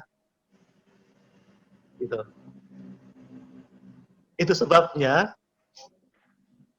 kalau seorang petani kalau nanam jagung, pasti yang tumbuh jagung. Nggak mungkin tumbuh padi. Kalau dia nanam padi, nggak mungkin tumbuh jagung, apalagi sagu. Pasti tumbuh padi. Kalau sholat kita benar, kita akan merasakan petikan kebaikan sholat kita, puasa kita, zakat kita, haji kita, yang dengan itu membuat kita hidup survive di alam setelah ini. Di kubur, di mahsyar, bahkan sampai di sana. Itu. Makanya, seperti apa kita di akhirat, di alam kubur, di mahsyar, dan lain sebagainya, tergantung bagaimana kita di sini. Jadi kalau kita di sini main-main dengan kehidupan kita di sini, seperti itulah Allah akan memberi balasan. Dan Allah nggak zalim buat kita. Karena nasib kita di sana ditentukan oleh kehidupan kita di sini. Dunia mazra'atul akhirah. Dunia itu sawah ladangnya buat kehidupan akhirat.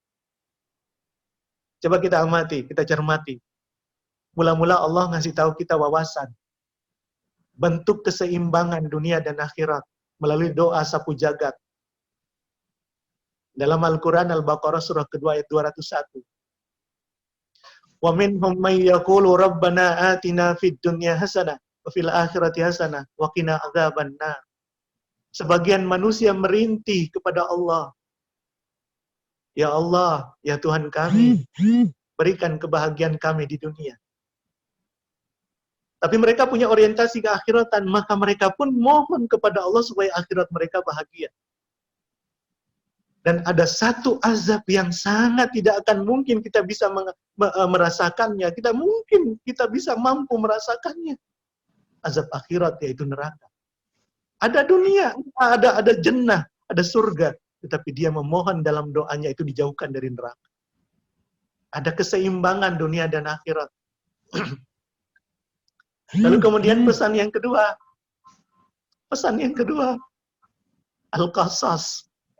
Surah ke-28 ayat 77. Wabtaghi fima ataqallahu daral akhirah. Kalau pesan yang pertama dunia dulu baru akhirat diseimbangkan, pesan yang kedua akhirat lebih dahulu yang disebut.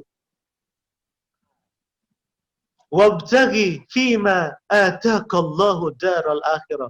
Dan carilah apa-apa yang telah dikaruniakan Allah kepadamu, lalu jadikan modal untuk kebahagiaan hidup di kampung akhirat. Akhirat lebih dahulu disebut. Baru kemudian menyusul, wala tansa nasibaka minad dunya. Jangan lupakan nasib hidupmu di dunia. Porsinya mulai dikurangi. Orientasi lebih besar kepada akhirat. Itu. Modal kehidupan kita untuk kita bangun kehidupan di akhirat, karunia yang Allah berikan kepada kita hari ini. Jadikan sebagai alat untuk dekat dengan Allah, maka akhirat kita akan makmur. Lalu di saat yang sama, jangan lupakan nasibmu loh di dunia, karena kamu masih di Pondok Indah, karena kamu masih di Jakarta, karena kamu masih di Jawa, karena kamu masih di planet bumi, karena kalian masih di kosmos, di dunia ini. Di alam ini. Gitu.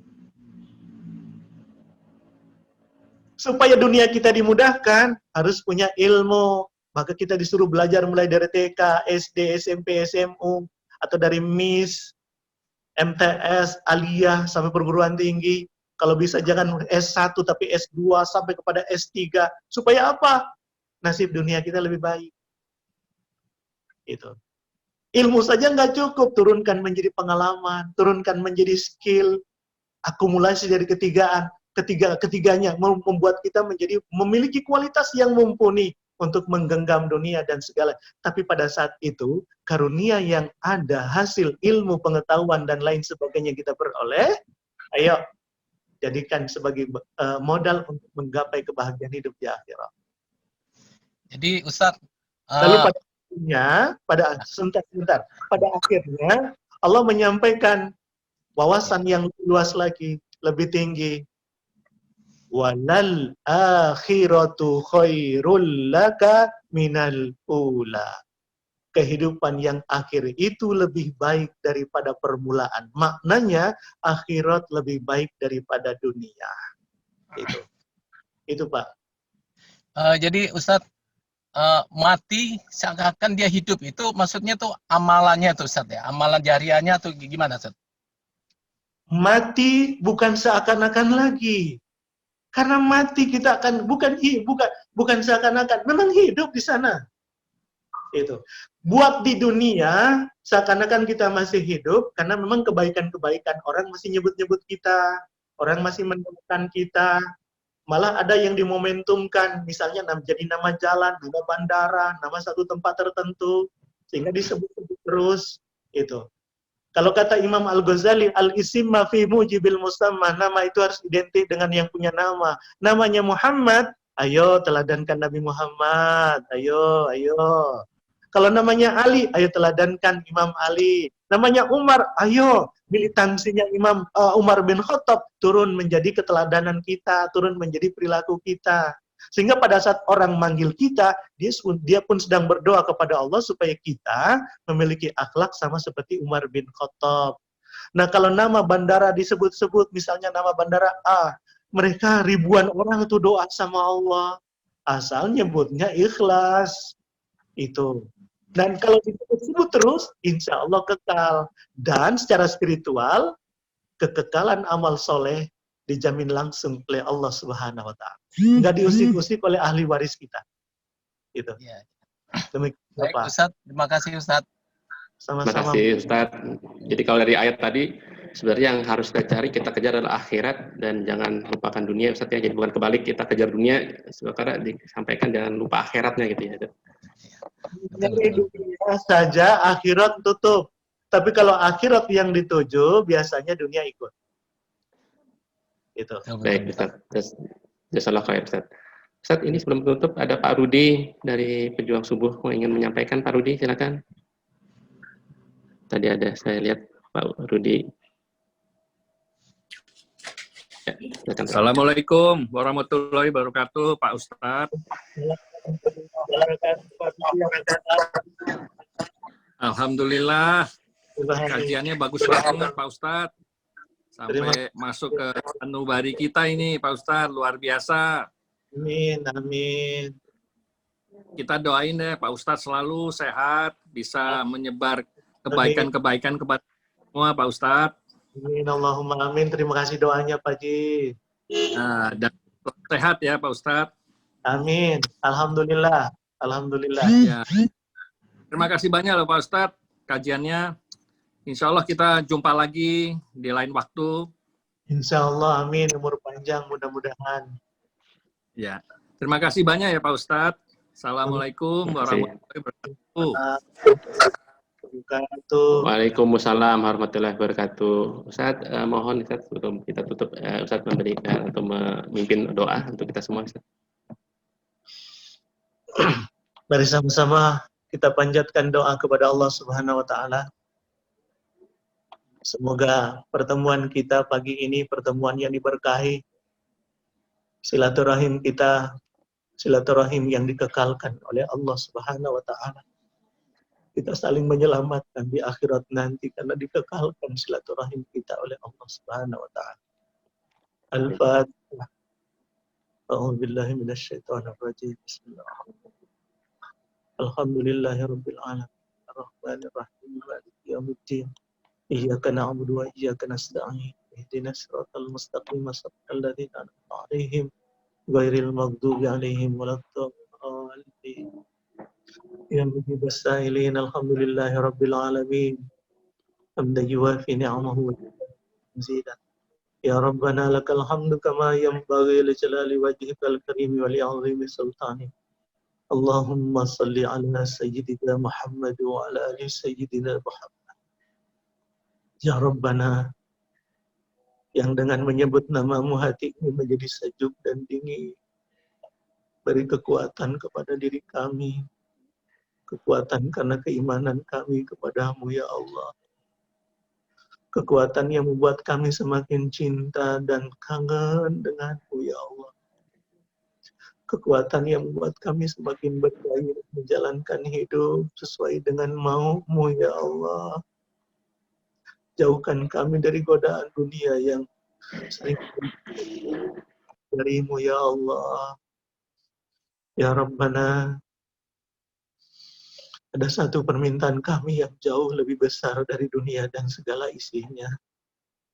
Maafkan kesalahan kedua orang tua kami, ya Allah. Solehkan kehidupannya, ya Allah. Muliakan kepribadiannya, ya Allah. Jadikan akhir hayatnya husnul khatimah. Husnul khatimah, ya Allah. Andai salah seorang di antara keduanya atau kedua-duanya sudah Engkau wafatkan, ya Allah, lapangkan barzahnya, ya Allah. Lapangkan barzahnya, ya Allah. Terangi makamnya, ya Allah. Ampunkan segala dosa dan kesalahannya, ya Allah. Lipat gandakan semua amal jariah yang pernah ditinggalkan dalam hidupnya, ya Allah. Karena bagaimanapun keadaannya saat ini, di duniakah, di akhiratkah, darah dagingnya melekat erat dalam tubuh ini, ya Allah. Rabbana, jadikanlah putra-putri kami, putra-putri yang soleh, putra-putri yang soleha, putra-putri yang rajin rukuk dan sujud kepadamu, ya Allah. Putra-putri yang teguh dan kuat keimanannya kepadamu, ya Allah. Karena tantangan untuk keimanan dan tauhidnya sangat kuat dan semakin besar dari hari ke hari, ya Allah. Bantu anak kami dan anak-anak kami, diri kami, ya Allah. Kuatkan keimanan dan tauhidnya, ya Allah. Jadikan mereka menjadi anak yang saleh, tunduk patuh kepada kedua orang tuanya. Anak yang ketika kami sebagai orang tuanya Engkau panggil ke sisimu, kami dambakan bukan orang lain yang memandikan tubuh ini, ya Allah. Bukan orang lain yang mengkafankan diri ini, ya Allah. Bukan orang lain yang menjadi imam salat jenazah hamba, ya Allah. Bukan orang lain yang masuk ke liang lahat kubur hamba, tapi anak-anak hamba sendiri, cucu-cucu hamba sendiri, ya Allah. Tuntun dan bimbing kami agar bisa mendidik mereka ke arah itu, ya Allah. Jauhkan mereka dari sentuhan budaya-budaya yang menyesatkan. Jauhkan mereka dari angin sekulerisme, mementingkan kehidupan dunia dan melupakan kampung akhirat yang kekal abadi. Seperti hari ini yang sedang kami rasakan, ya Allah. Jauhkan, ya Allah. Jauhkan mereka dari ganas dan narkoba dan zat-zat adiktif, ya Allah. Karena di atas pundak mereka jawaban nasib nusa bangsa dan agama yang sama kami cintai, ya Allah. Ya Rabbana, melalui keberkahan subuh pagi ini, ampuni dosa saudara-saudara kami yang pernah membenci kami, ya Allah. Ampuni dosa saudara-saudara kami yang pernah memfitnah kami, ya Allah. Ampuni dosa saudara-saudara kami yang pernah menzalimi hidup kami, ya Allah.